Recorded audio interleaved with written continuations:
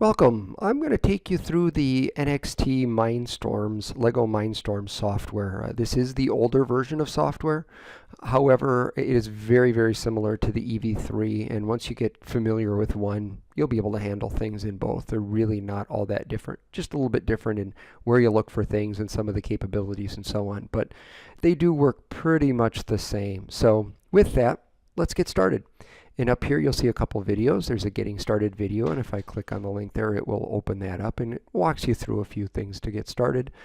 There's also a software overview, and if I click that, it kind of walks through the software a little bit. If I want to start a new program, I come down here. If I want to open a recent program, I look for it, select it, and go. Right now I'm going to create a program, and I'm going to call it Program 1, and click go, and you'll see part of my screen change. Now I have Program 1 open. And on the left hand side here, I've got a palette of different commands and things that I can do. You'll see there's first off the common palette, which I have brought up. There's a complete palette, and then there's a custom palette, which we won't get into that one. But back to the complete palette, you see when I go over each one of these, it pulls up a number of different options. And if you notice from that very first one, the common palette is the very same information that's here. So, and we'll just start with that one to begin with. It's very easy to create a program. I click on one of these elements, drag it, bring it out, and connect it. And I can connect off in 3 different directions. And I'm not going to get too deep into that, but you'll see down at the bottom of the screen here, there's a bunch of information that pops up. So depending on which element, if I bring this sound element in, now it brings up some things around the sound. If I go back to the motor or the move command, there are a number of things that pertain to that. And again, I'm not going to get too deep into those different elements. Now, when I connect up a brick, and there's a USB cable that connects to your computer and connects to the NXT brick, and let me turn it on. When you hear that sound, that means that we have a connection. So we now have a connection with our NXT brick. And if I click on this NXT window, it brings up a number of different options. The one I'm connected to is the one I'm most interested in, and I can connect with it, select on my memory, and you can see I've got quite a bit of unused memory, but I've got some other things listed there, including I do have a program that's already there. Again, I'm not going to get too deep into any of this, but I can upload or download. In other words, I can pull a program from my robot back to the software, or I can load a program from the software down to the brick. And probably the easiest way of doing that is by pressing this button here, download and run, or I can just do the download.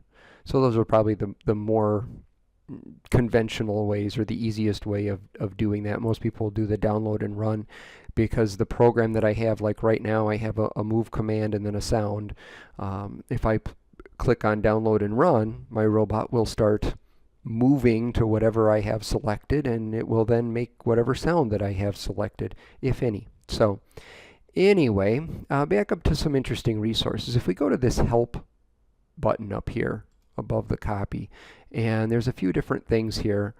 Contents and index brings up some wonderful resources, and you'll see on the left here, general topics, common blocks, action blocks, sensor blocks. So each one of these, so under help and support, it tells me some information about that. Just getting started, here's some of what I need to know. If I want to calibrate sensors, it's got information about that, and we won't get into that to begin with. We won't need to. But down under common blocks, let's look at display blocks. What it does is it shows me all of these settings and what I can do with display blocks. And you can see there's actually quite a bit of information.